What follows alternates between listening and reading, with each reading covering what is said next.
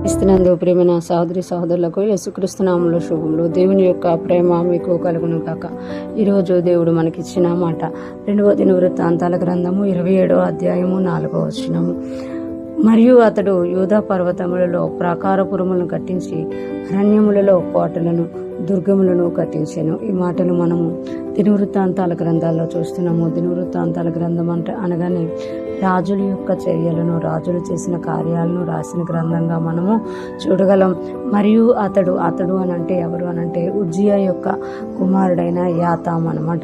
యాతాము రాజుగా అయిన తర్వాత అతడు కూడా తన తండ్రిలాగా యథార్థంగా ప్రవర్తించాడు, కానీ తన ప్రజలు మాత్రం దుర్మార్గంగా ప్రవర్తించినట్లుగా మనము పైన అధ్యాయంలో చూడగలుగుతాం అన్నమాట. ఇక్కడ చూస్తే మరియు అతడు యూదా పర్వతములలో ప్రాకారపురములను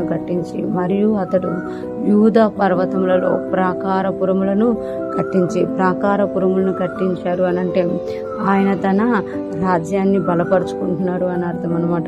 ఎప్పుడైతే మనము ఇల్లు కడతామో దాని చుట్టూ ప్రాకారాలను కూడా కడతా ఉన్నట్టు, ప్రహరీ గోడలు.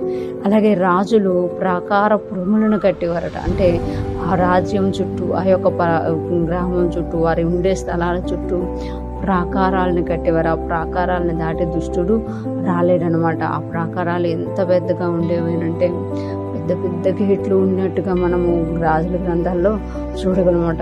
అతడు యూదా పర్వతంలో ప్రాకారపురములను కట్టించాను అని ఉందనమాట. అంటే ప్రాకారపురములు కట్టించి ఆయన ప్రొటెక్ట్ చేసుకుంటున్నట్టుగా, తన తాను కాపాడుకుంటున్నట్టుగా మనం ఇక్కడ చూడగలం అనమాట. ఎప్పుడైతే ప్రాకారపురములను కట్టిస్తారో రాజులు, శత్రువుల నుండి ప్రజలను తనను తాను కాపాడుకుంటూ ఉంటాయి. ఇంకొకటి మనం చూస్తే అరణ్యములలో కోటలను దుర్గములను కట్టించాను. అరణ్యములలో కోటలను దుర్గములను కట్టించానమాట. పర్వతముల మీదట ప్రాకారపురములను కట్టించాడంట. అరణ్యములో కోటలను దుర్గములను కట్టించిన. అరణ్య జీవితాల్లో వచ్చే ప్రతి శోధన నుండి, ఆ అరణ్యాలలో దాక్కోవడానికి, లేకపోతే అరణ్యాల్లో ఉండి రాజ్యాన్ని పరిపాలించడానికి ఆయన కోటలను దుర్గాలను స్థాపించాడు. అంటే శత్రువు ఎప్పుడు వచ్చినా కూడా ఇది ఒక ప్రొటెక్షన్ ప్లేస్గా ఉంటుంది. అదే టైంలో ఆ ప్లేస్లో నుండి శత్రువుని అటాక్ చేయడానికి కూడా ఉంటుంది అనమాట. ఇక్కడ మనం చూస్తే యాతాము చాలా తెలివిగా యోధా పర్వతాల మీద ప్రాకారాలను కట్టించారు. అరణ్యంలో కోటలను దుర్గములను కూడా కట్టారనమాట. అట్లా కట్టించడం వల్ల అతడు అమ్మోనీయులతో యుద్ధం చేసినప్పుడు గెలుపొందినట్లుగా మనం అక్కడ చూడగలం. ఈరోజు ఫ్రెష్ మనం వింటున్న ప్రతి ఒక్కరూ జ్ఞాపకం చేసుకోవాలి, మనం కూడా ప్రార్థన అనే ప్రాకారాన్ని కట్టుకోవాలన్నమాట. ఎప్పుడైతే మనం ప్రార్థన అనే ప్రాకారాన్ని కట్టుకుంటామో దుష్టుడు మన యొక్క గృహాలలోనికి చొరబడలేడన్నమాట. ప్రార్థన అనే ప్రాకారం కట్టుకోవాలి. అదే సమయంలో మనము మన దేవునినే మనము కోటగా దుర్గముగా చేసుకోవాలి. అలాగ కోటగా దుర్గముగా ఎప్పుడైతే మనం చేసుకుంటామో మనము ఎప్పుడూ కూడా భయపడకుండా శత్రువుని జయించగలుగుతూ ఉంటాం. ఈరోజు ఫ్రెష్ మనం వింటున్న ప్రతి ఒక్కరు జ్ఞాపకం చేసుకోవాలి.